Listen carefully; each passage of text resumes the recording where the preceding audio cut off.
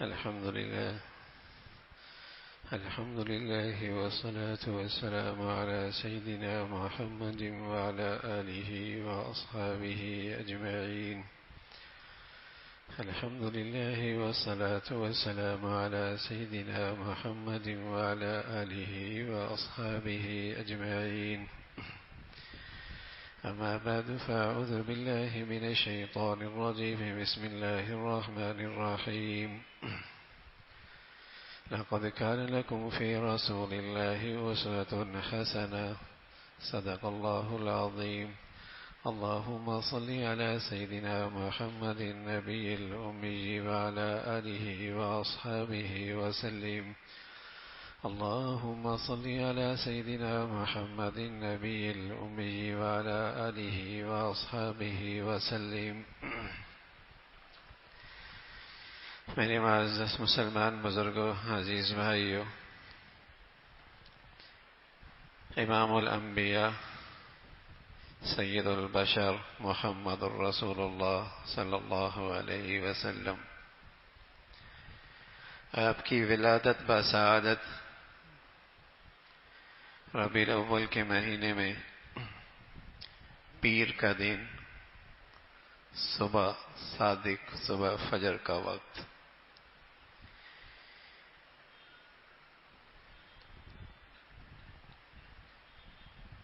پیر کا دن ہر ہفتے میں آتا ہے اور فجر کا وقت ہر 24 گھنٹے کے بعد آتا ہے. ربیع الاول کا مہینہ سال میں ایک مرتبہ آتا.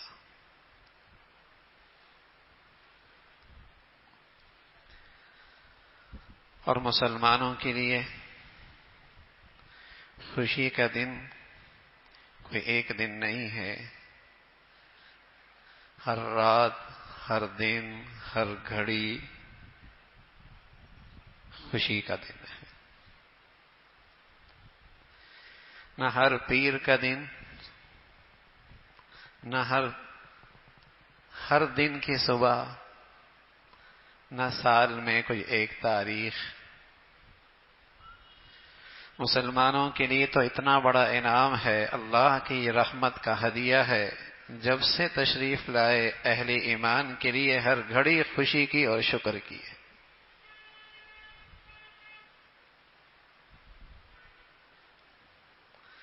ہر گھڑی خوشی اور شکر کی ہے.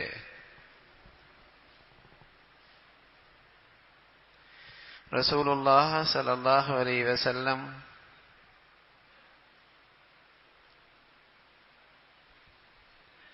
کی ولادت باسعادت ہوئی تو آپ محمد ابن عبداللہ تھے. 40 سال تک آپ کو دنیا محمد ابن عبداللہ ابن مطلب کے نام سے یاد کیا کرتے تھے.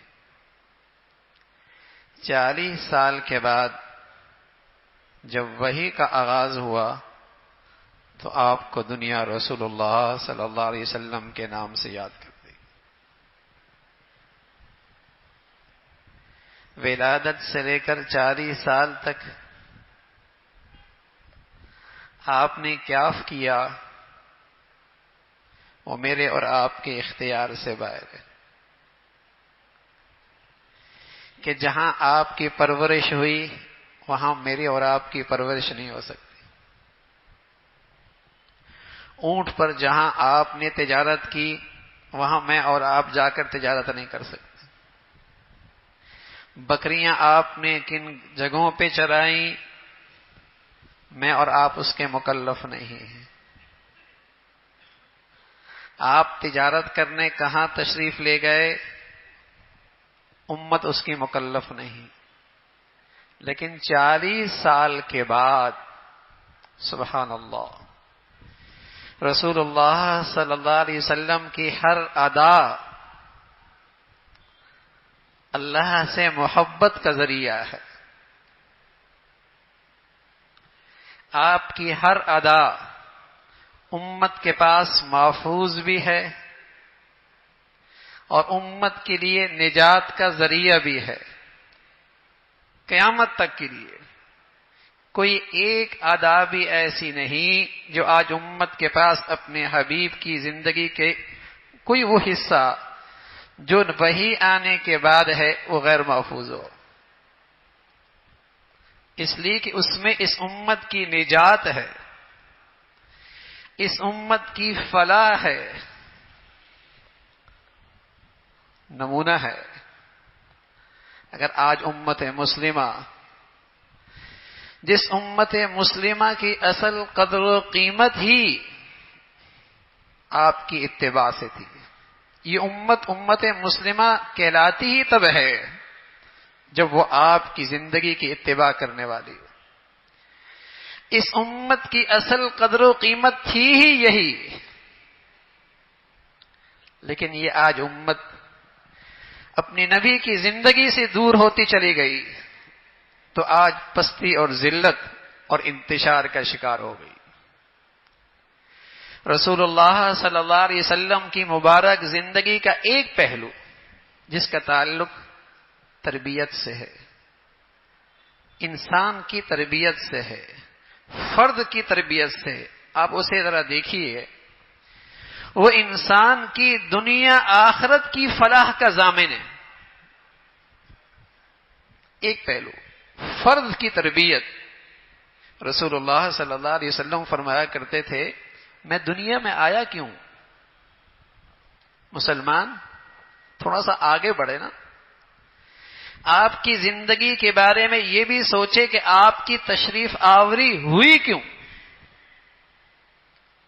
آپ کا تشریف لانے کا مقصد کیا ہے، اللہ نے آپ کو منصب کیا دیا ہے۔ آج امت کی نظروں سے آپ کا منصب، آپ کا مقصد اور آپ کے تشریف لانے کی جو غرض ہے وہ نظروں سے اوجھل ہے۔ آپ فرمایا کرتے تھے بعثت لأتمم مکارم الاخلاق، میں اس لیے آیا ہوں، اللہ نے مجھے اس لیے بھیجا ہے کہ میں اخلاق کی تکمیل کر دوں۔ بعثت لأتمم حسن الاخلاق، اچھے اخلاق کی تکمیل کر دوں، لأتمم صالح الاخلاق، نیک اخلاق کو مکمل کر دوں۔ اور اللہ نے آپ کا تعارف یوں کروایا وَإِنَّكَ لَعَلَىٰ خُلُقٍ عَظِيمٍ، آپ تو خلق عظیم پر فائز ہیں، اعلیٰ اخلاق پر فائز ہیں۔ اور اپنی امت کی رہنمائی فرمائی اور دعا دی، کہا یوں دعا کیا کرو اللہم احسنت خلقی فحسن خلقی، اے اللہ جیسے آپ نے میرا ظاہر خوبصورت بنایا ہے میرے اخلاق بھی خوبصورت بنا دے۔ آپ کا جو یہ تربیتی نظام ہے زندگی کے لیے، بتائیے اس میں دنیا کا بھی بھلا ہے، آخرت کی بھی فلاح ہے۔ رسول اللہ صلی اللہ علیہ وسلم فرمایا کرتے تھے احبکم الی واقربکم منی، تم میں سب سے میرا پیارا کون سا ہے اور کل قیامت میں میرے سب سے زیادہ قریب کون ہوگا؟ فرمایا احسنکم خلقا، جس کے اخلاق تم میں سے سب سے اچھے ہوں گے۔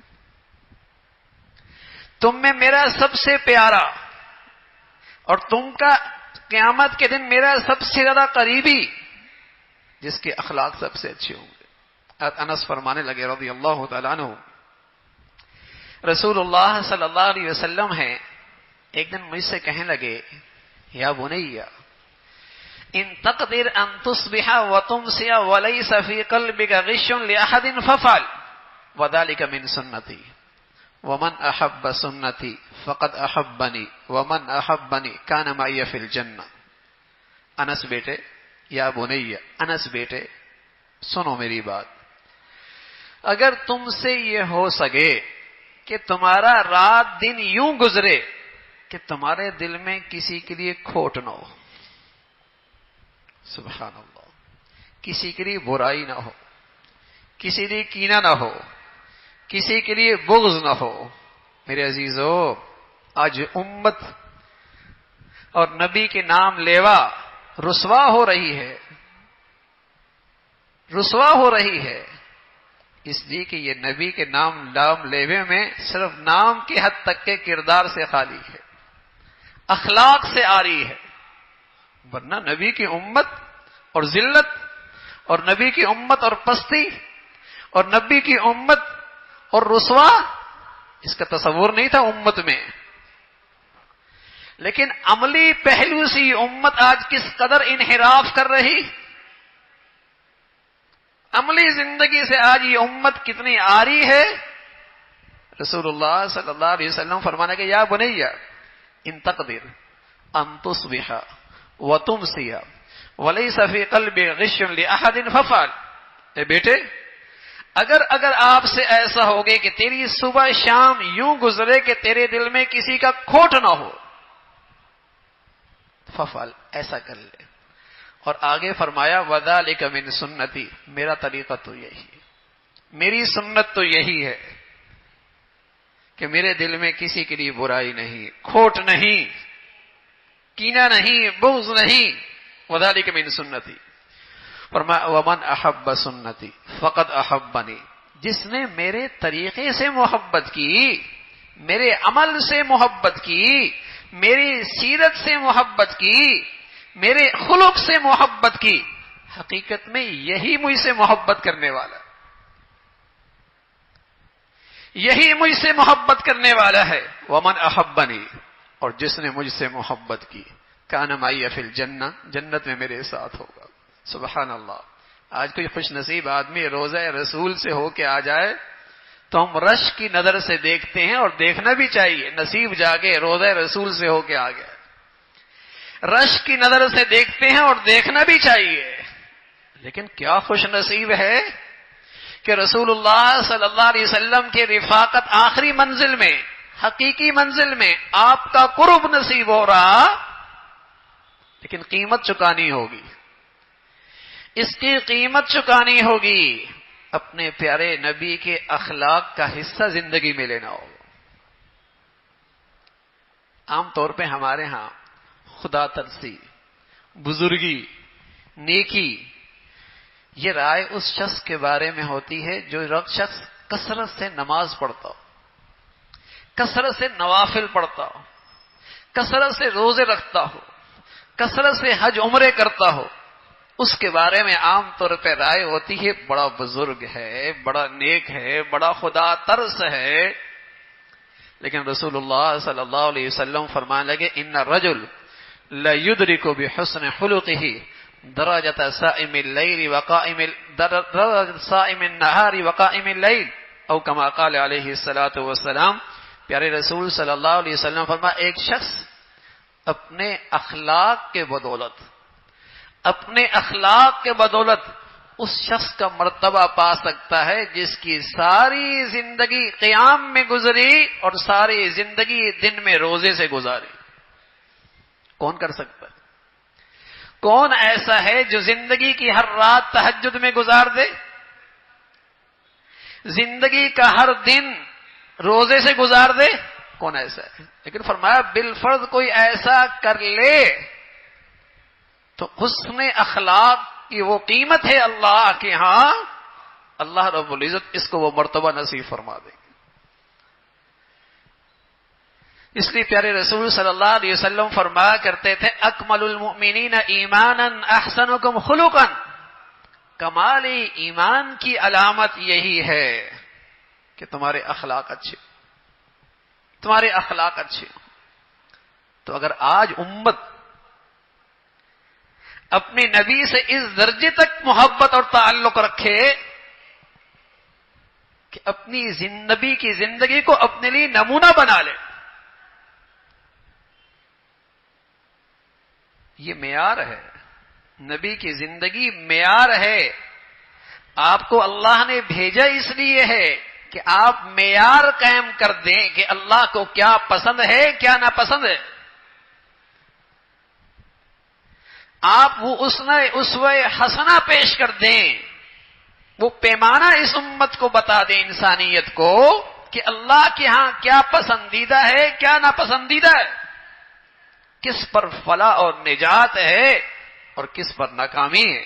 آپ بہترین نمونہ ہے. تو اگر آج امت اس درجے سے اپنے نبی سے تعلق رکھے